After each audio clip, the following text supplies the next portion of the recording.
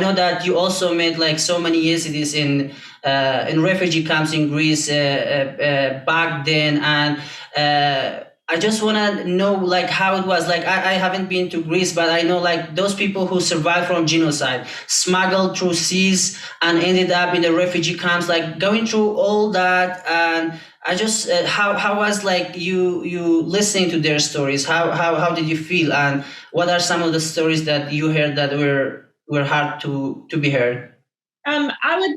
I would say that my first interaction with Yazidis was in 2016.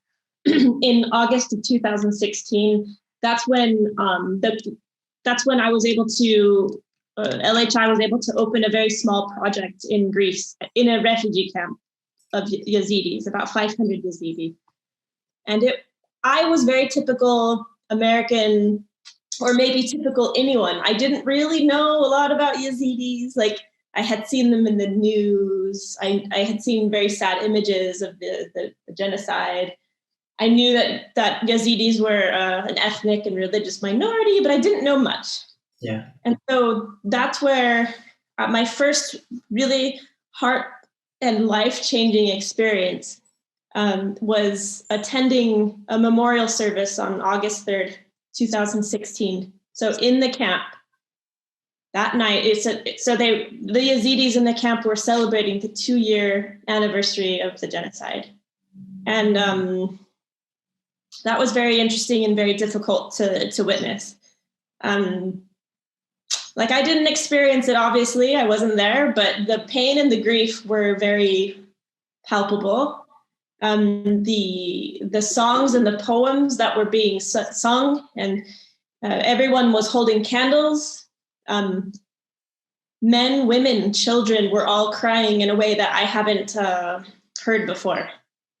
And so that was when I decided that we need to do everything we can to somehow improve the lives of Yazidis, however we can, in Greece, in Iraq, however we can. We're a very, very small org, but that's when I decided that this the world needed to know more about Yazidis, and I did too. Cool, thank you. And like from that perspective, like now today marks the 7th anniversary of Kocho village. Like the genocide happened, but ISIS surrounded Kocho village for 2 weeks, and they surround the whole village, like over 1,000 people. They separated women from men, women and children from men, and they put them in schools. And like after 2 weeks, when they knew that yes, these are not going willingly to convert or to forcibly, like after they took everything from them, to convert to Islam, so they decided to kill all the men, take women and children. And just talking about like something like that, it might be overwhelming, like killing like over 500 people, taking women and children.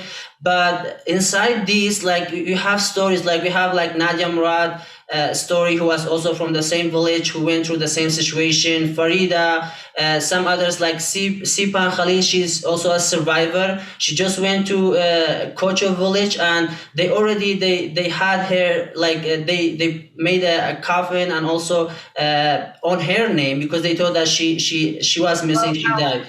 So like I feel like we need to come more personal when we are hearing about the genocide, the stories, because like otherwise it's too overwhelming. Like have you encountered some individuals with like those type of stories while you were in Greece from the Yazidi who survived from genocide?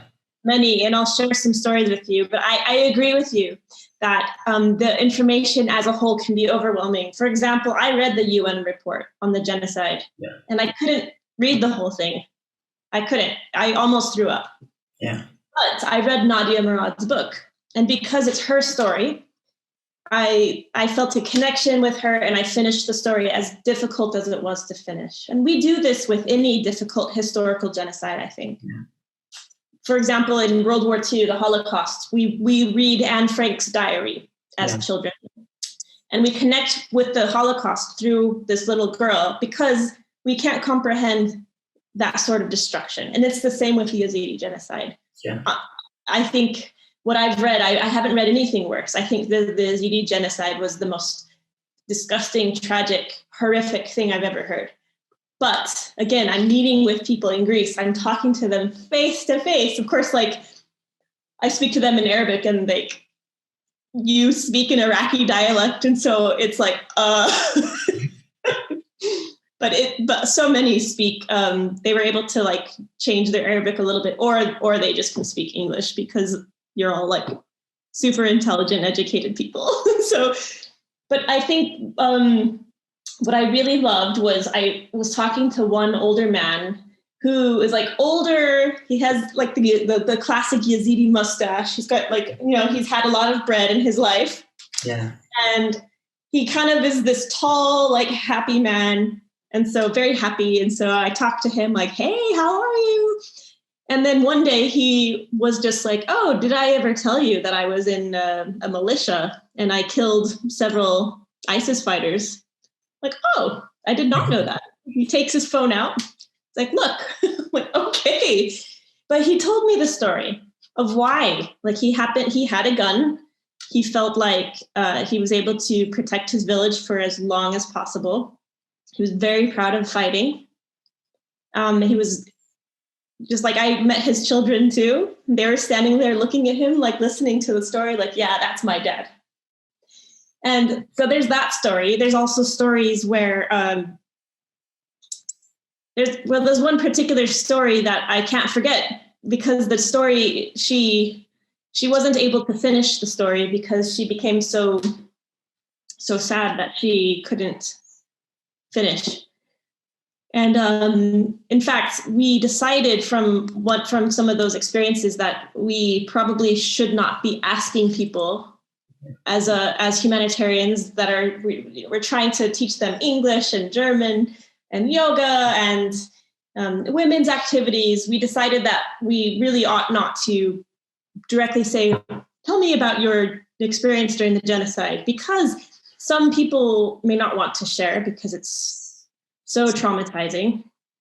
And like, I don't know what you saw, Dawood, but I'm sure it was horrible stuff. I need to read your book. I can't believe I haven't read your book yet. But some people weren't ready to share their stories. And so our policy became, if they want to share their stories, we are here to hear it. We're here. You can tell us. And it's interesting how the more time went, the less people talked to us about the genocide, and the more they talked about their dreams and their hopes for the future. So I think language was probably one of the biggest issues. Is if you're wanting to share your story with a volunteer from, I don't know, the Netherlands, how do you share your story? I don't know. But there were some people who were writing blogs, or they would express themselves through some like paintings. Sometimes the paintings that children would make would show us clearly that they witnessed difficult things, but also hopeful things. And so that's kind of how our emphasis has, what we focus on the center is we kind of let them tell us. Yeah. And then again, like I said, it's become like very hopeful. It's moved on from the grief and the pain in terms of communicating. The grief and the pain, of course, don't go away. Yeah. But the hope starts to build and grow. And that's what we hear a lot of. Yeah.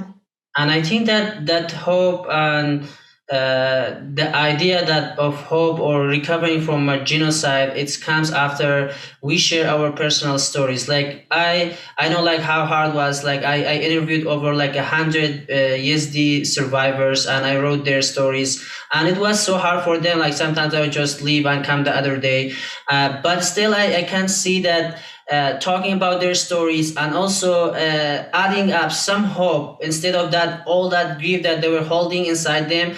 It was helping them, and the same thing that happened with Nadia, with Farida, with Lamia, with many other survivors who went through a lot of atrocities, a lot of torture, rape, but then they became voice for their people. They became courage for other women who went through that, or who will one day maybe they will go through that, to not speak, to not just keep silent, to speak up and to fight for their rights, as some Yazidi survivors are doing today. And I know that you also visited Iraq in 2018, I believe, that, and you went to IDP camps. You met many Yazidis. Can you tell us about like that experience, and can you describe the Yazidi situation in the camps? I was there also like for 2 years. Yeah, absolutely. So initially, I didn't plan the trip. We had on our team a married couple who are extraordinary people, Molly and Kyle. It seems like a lot of Yazidis know Molly and Kyle. They're very tied in many ways to the Yazidi community, and they planned a trip to go and distribute solar lights to families. And so I went with them, and it was incredible.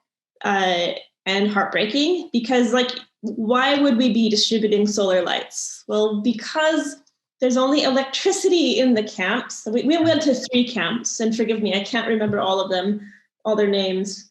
But we went to 3 camps, and they're pretty big camps, and there's only electricity for maybe an hour or 2 every day. And then at night, there's no light. And so one of the weirdest experiences of my life was in Iraq, because we pulled up in our car to distribute solar lights at night because it was cooler. It was such a hot day.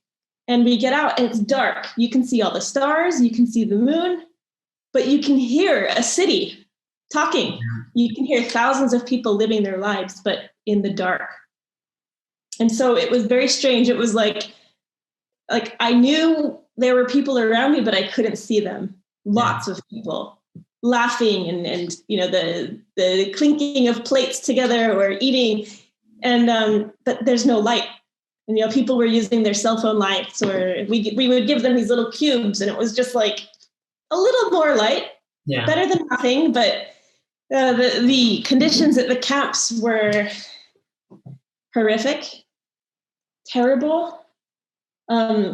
Excruciatingly hot. The tents are temporary. They're supposed to be temporary.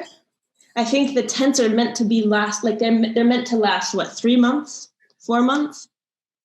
And so the genocide happened in 2014, and in 2018 people were still living in those tents. And guess what? In 2021, Yazidis are still living in those tents, and they're not fireproof. They're not safe. Like, people, you can't lock the doors. And so it's awful. And there's 300,000 people, right? Is that the statistics though? It's that many people living without security, living without electricity, living without any international response. I mean, how many years now? That's a lot. That's a long time to be waiting and waiting and waiting for something. How do you even move on with your life if you're just trapped in a tent, in a camp? It's cruel. It's cruel of us as an international. The international response has been embarrassing, to say the least. It was one of those trips that sometimes I'll go on trips to get an idea of what we can do, to see if there's a way we can really help. And right, we find something that needs to get done, and then we go to donors. We found that in these camps, it's one of those trips that you realize it's actually the problems, the needs are so immense that we can't do very much. We can do a little, but it's one of those things where you realize, like, okay, we're a little organization. We can do a little bit, and the needs are this big. And ultimately, the needs are returning to your homelands, returning to the lands that you owned, returning to your own lives again. Like, for example, my relatives or my family will be like, why doesn't America bring them in? Or why doesn't Europe take more? And in my head, I'm like, I know that's a solution that would be better than the camps, right? But it's not their homeland. I think ideally go back. You're able to go back home. That's the ultimate solution. And so it's an insult for Yazidis to be waiting in your like around Shingal, just waiting for Return. what? Right? It's maddening. Yes, and like if I tell the truth now, like I would never want all the Yazidis to get out of Iraq or to lose their heritage, their culture, their homeland, their religion, places, and everything.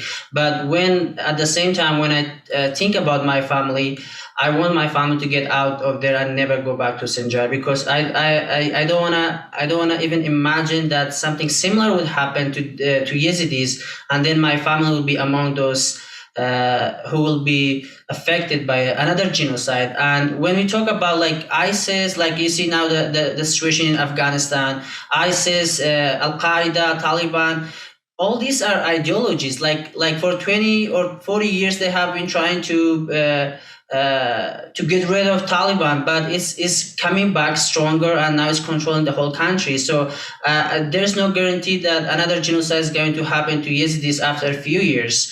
So for me, I just see that the only solution now is to get out of Iraq, even though it's like something I don't like it, but I just feel like that's the only solution.